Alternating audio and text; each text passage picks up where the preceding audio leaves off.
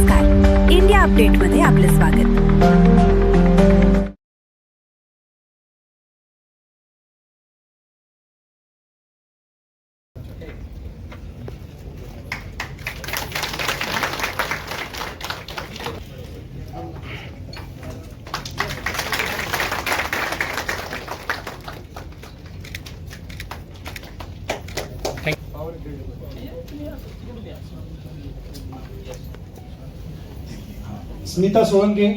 स्मिता संतोष सोळंके यांनी पण यायचंय आहे सध्या यानंतर आपल्यामुळे त्यांना आपण त्यांना रजा देण्याच्या आधीमध्ये जी लोक रस्त्याच्या कडेला काम अजूनही करतायत त्यांना सगळ्यांना परमनंट दुकान आपण देण्याचा प्रयत्न करणार आहोत। त्याचप्रमाणे जसं खासदारांनी सांगितलं जिल्ह्यामध्ये सुद्धा तसं काही व्यवस्था करता येते का ते आपण बघणार आहोत, पण प्रायोगिक तत्वावरती महानगर त्यानंतर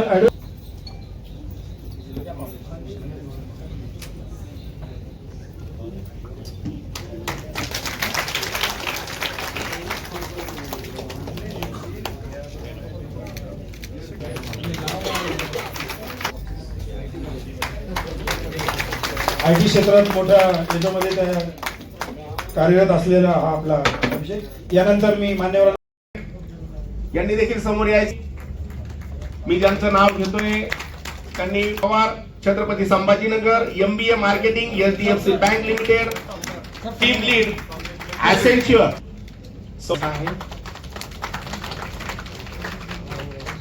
पुढील विद्यार्थी आहेत प्राध्यापक श्रुती सागर सोनीतर सरापट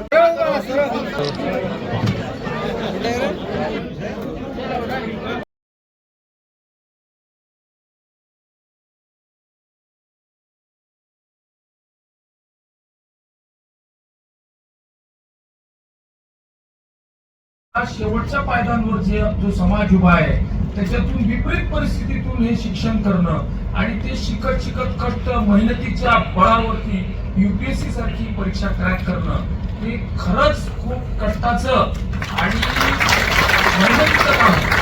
आणि त्यांनी ती मेहनत केली म्हणजे समजा आता आज अक्षय पवारांनी ती मेहनत केली त्याच्याबरोबर अजून सगळ्या गुणवंतांनी केली तर तो आदर्श समाजापुढे जातो आणि ती समाजातल्या दुसऱ्या विद्यार्थ्यांसाठी प्रेरणा होते असं मी स्वतः आणि हा समाज खूप मला माहिती आहे की ह्या समाजानं स्वातंत्र्य युद्धामध्ये सुद्धा मामा आणि छत्रपती शिवाजी महाराजांच्या हिंदवी स्वराज्यामध्ये सुद्धा अतिशय मोलाची भूमिका या घिसाडी समाजानं भूषवली, परंतु तो समाज कायम वंचित राहिला। येणाऱ्या नदीच्या मला खूप आज आनंद वाटला की या समाजातले मुलं हे शिकतायत, पुढे जातायत, स्वतःची प्रगती करतायत, त्याच्याबरोबर समाजाची सुद्धा प्रगती निश्चितच पूर्ण करतील। मी सर्व गुणवंतांना मनापासून शुभेच्छा देतो आणि त्यांच्या पुढच्या यशाच्या वाटचालीसाठी अनेक शुभेच्छा देतो। धन्यवाद। जय हिंद, जय राजकुमार सुरक्षित, संजय जी सोलंकी आणि प्रमुख मार्गदर्शक अंकुशराव चव्हाण, ईश्वरजी पवार आणि आजचे जे सत्कार मूर्ती ज्यांच्याबद्दल महापौर साहेबांनी मनोगत व्यक्त केलं असे अक्षयजी पवार, सर्व मान्यवर, उपस्थित बंधू आणि बहीण, कार्यक्रम 10:30चा होता, आता जवळजवळ 2 वाजत आले। कार्यक्रमाला खूप उशीर झाला। काल मला निरोप आला की आज आपल्याला त्या कार्यक्रमाला या गुणगौरव सोहळ्यासाठी आपल्याला उपस्थित राहावं लागेल। मी सांगितलं मी कुठल्याही परिस्थितीत मी या कार्यक्रमाला येईल, कारण आपल्या समाजाने आतापर्यंत माझ्या 35 वर्षाच्या काळात कधीच काही मागितलं नाही। आणि फक्त एकच माहिती की आज तुम्ही या अनेक कार्यक्रम होते, पण तरी सुद्धा उपस्थित राहण्याचा प्रयत्न केला. समाजाने ठेवलेलं आहे. तर काय कार्यक्रमाचं नियोजन आहे आज? कसं ॲक्च्युली आमचा समाज हा खूप वंचित समाज आहे. इतडी समाज आहे आमचा. हा महाराष्ट्रात लेसर मनपसंत आहे. पण आमच्या समाजामध्ये काही लोकांनी एवढे चांगल्या पोझिशनवर आलेले आहेत, त्याच्यामुळे आम्हाला सर्वांना खूप प्राऊड आहे. जसं हा अक्षय भैया, त्यांनी IFS क्रॅक केलं, म्हणजे UPSC क्रॅक करून IFS अधिकारी झाला आहे. माझं नाव लक्ष्मी पवार आहे. मी मिनिस्ट्री ऑफ पॉवरमध्ये इंजिनियर म्हणून कार्यरत आहे. अशा माझ्यासारखे खूप सारे लोक जे अधिकारी पदावर आहेत पण माहीत नाही आहे लोकांना, त्यामुळे हा कार्यक्रम आयोजित केलेला आहे. याच्यामध्ये माझे काका ईश्वर काका म्हणून आहेत, त्यांनी हे पूर्ण कार्यक्रमाचे आयोजन केलेले आहे. त्याच्यामध्ये खूप सारे नाव आहेत ॲक्च्युली. मॅडम, असं म्हटलं जातं का सरकारी सेवेत येण्यासाठी पैसा लागतो, वशिला लागतो. तुमचा काय अनुभव आहे? समाजाच्या माध्यमातून तुम्ही एवढ्या मोठ्या पदावर गेले, तुम्हाला काय वाटलं, कसं सिलेक्शन झालं तुम्ही? पैसा तर हे बघा, पैसा खूप महत्त्वाचा आहे लाईफमध्ये. पैसा कमवण्यासाठीच आपण पैसा आणि इज्जत जे समान आपल्याला पाहिजे हे खूप महत्त्वाचं आहे.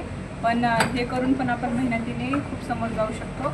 आणि मेन म्हणजे आमचा घिसडी समाज एवढा कमी आहे. तुम्ही बघत असताल रस्त्यावर आम्ही घन मारून जे काम करतात ना, त्या समाजातून आम्ही आलेलं आहे. त्यामुळे आमच्याकडे म्हणजे जे वेल्थ असते ना, संपत्ती वगैरे जे पूर्वजाकडून म्हणजे ते आमच्याकडे नाही. आम्ही रोज ते घन मारणार, थोडंसं कमवणार, नंतर खाणार, अशी आमची सगळ्यांची परिस्थिती आहे. पण आमच्या आईवडिलांनी एवढे कष्ट करून आम्हाला समोर केले, त्यामुळे आज आम्ही या पदावर आहेत. नक्कीच खूप म्हणजे प्राऊड मोमेंट आहे आमच्या सगळ्यांसाठी. आणि हा समाज कोणाला माहीत नव्हता, म्हणजे खूप सारे अधिकारी लोक आहेत माहीत नाही आहेत. पण आता हे सगळे कार्यक्रमामुळे सगळ्यांना जाणीव होते की या पदावर या सेक्टरमध्ये लोक समाज आहे. आणि प्रथमच या समाजात अत्यल्प लोकसंख्या असेल, 30 ते 35,000 महाराष्ट्रात लोकसंख्या असेल, या समाजातून या UPSCमधून रँक काढली आहे. आणि नक्कीच मला गर्वाचा विषय आहे माझ्यासाठी, माझ्या पालकांसाठी, माझ्या पूर्ण समाजवासियांसाठी. आणि याचा मला खूप आनंद होत आहे. आणि त्याचबरोबर माझा आनंद व्यक्त करण्यासाठी आणि याच्यात सामील होण्यासाठी माझ्या समाज बांधवांनी छत्रपती संभाजीनगर येथे एक मोठा सत्कार आयोजित केला आहे. आपलं हे सिलेक्शन कोणत्या याच्यामध्ये झालं? माझं भारतीय वनसेवा, ज्याला इंडियन फॉरेस्ट सर्व्हिस म्हणतात, त्यामध्ये माझं हे सिलेक्शन झालं आहे. देशात 81 क्रमांक मी मिळवलेला आहे. आज या माध्यमातून समाजाला काय संदेश देणार? समाजाला हा संदेश आहे की जसं डॉक्टर बाबासाहेब आंबेडकर म्हणतात की शिक्षण हे वाघिणीचं दूध आहे, जो पीत तो गुरगुरल्याशिवाय राहणार नाही. तसंच ज्याने शिक्षण घेतलं त्यासाठी, जर वंचित बहुजन घटकांसाठी शिक्षण हा एकमेव पर्याय आहे जो 0 ते 1 पर्यंत जाऊ शकतो. पण सर्वांनी शिक्षण घ्या आणि अशीच उत्तर प्रगती करत राहा. आजही समाजाचे मूल्य शिक्षणापासून वंचित आहेत. आपल्या संघटनेकडून काय त्यांना शिक्षणासाठी प्रयत्न करणार आहे आपण आता जसा मी या समाजातून एक मोठा UPSCमधून अधिकारी झालो आहे, मला असं वाटतं की मी एक समाजाचं देणं लागतो. जिथं जिथं मार्गदर्शनाची गरज आहे संघटनेच्या माध्यमातून मी नक्की करेन. कोणत्याही प्रकारचा प्रॉब्लेम त्यांना आला तर त्यांनी माझ्याशी संपर्क साधावा, मी त्यांना नक्की जी हवी ती मदत करेन. आज किती विद्यार्थी सत्कार करण्यात आलेला आहे कार्यक्रम? साधारणतः 120 ते 150 विद्यार्थी वेगवेगळ्या सेक्टरमध्ये जे कार्यरत आहेत, उच्च पदस्थ, काही जे फॉरेनमध्ये आहेत, त्यांचा सुद्धा सत्कार करण्यात आलेला आहे. IAS इक्विव्हॅलंट आपली पदवी राहणार आहे आणि त्या दर्जाचा अर्थ पद राहणार आहे. नुसतं मार्गदर्शन करून आपल्या विद्यार्थ्यांना भागणार नाही, तर तुम्हाला आर्थिक सहाय्यसुद्धा त्यांना करण्याची तुमची मानसिकता असली पाहिजे. हो, बरोबरच. जेव्हा जेव्हा माझ्याकडनं जे पॉसिबल होईल माझ्या याच्यानुसार, कुवतीनुसार, ती नक्कीच मी त्यांना करेन. तुमचं नाव? माझं नाव अक्षय हरिभाऊ पवार, राहणार पाथर्डी. खरं तर शहरामध्ये प्रथमच म्हणजे महाराष्ट्र राज्यातून पहिल्यांदाच घिसाडी समाजांचा जो विद्यार्थी आहे, जी गुणगौरव आपण या ठिकाणी आयोजित केलेला आहे. यामागचा आमचा उद्देश असा होता की आमच्या समाजाचे जे काही विद्यार्थी आहेत, जे शिकत आहेत किंवा आत्तापर्यंत शिकलेले आहेत, या सगळ्यांना एकमेकाचं इंटरॅक्शन होणे, या सगळ्यांचे एकमेकाशी संबंध होणे, किंबहुना पुढच्या दिशेच्यासाठी एकमेकाचं मार्गदर्शन मिळणे, हा याच्यातला प्रामुख्याने मोठं होता. आणि आज आमच्या समाजाचा आम्हाला अभिमान आहे की आमच्या समाजाचे जो आमचा एक पवार म्हणून UPSC म्हणून क्रॅक झाला, समज त्याची निवड झाली आहे भारतीय प्रशासकीय सेवेमध्ये. मी प्राऊड फील करतो ॲज अ घिसाडी म्हणून, ॲज अ घिसाडी समाजाचा सदस्य म्हणून मला फार त्याचा अभिमान आहे. आणि आमच्या संयोजन समितीने गेल्या 2 महिन्यापासून या सत्कार समारंभाची तयारी केली होती. या ठिकाणी मी आवर्जून उल्लेख करेन की घिसाडी समाज जो तुमच्या नजरेमध्ये आहे की जो एका पालमध्ये राहतो किंवा एका दुर्लक्षित आहे असा नसून, आज घिसाडी समाज हा जगभरातील वेगवेगळ्या देशांमध्ये आमचे विद्यार्थी, आमचे मुलं हे प्रतिनिधी करतायत, काम करतायत, एक चांगल्या पॅकेजला काम करतायत आणि काही लोकांचं ग्रीन कार्ड हे अमेरिकेमध्ये आहे. हे आम्हाला प्राऊडली या ठिकाणी आम्ही सांगू इच्छितो. आमच्यासोबत संयोजन समितीचे अंकुशराव चव्हाण हे प्राध्यापक आहेत लातूरमधून, यांनी विद्यार्थ्यांसाठी सुद्धा अहोरात्र झटकले आहे. यांच्यासुद्धा घिसाडे तिरमा बहुउद्देशीय सेवा संघ ही महाराष्ट्रातली पहिली नोंदणीकृत संघटना आहे. या संघटनेची काही ध्येय उद्दिष्ट आहेत, त्यापैकी समाजाची उन्नती करणे आणि समाजातील विद्यार्थ्यांना प्रोत्साहन देणे हीच राहत आलेली आहे. या संघटनेच्या वतीने घिसाडी समाजातील गुणवंतांचा गुणगौरव सोहळा हा कार्यक्रम पहिल्यांदा महाराष्ट्रामध्ये होतो आहे.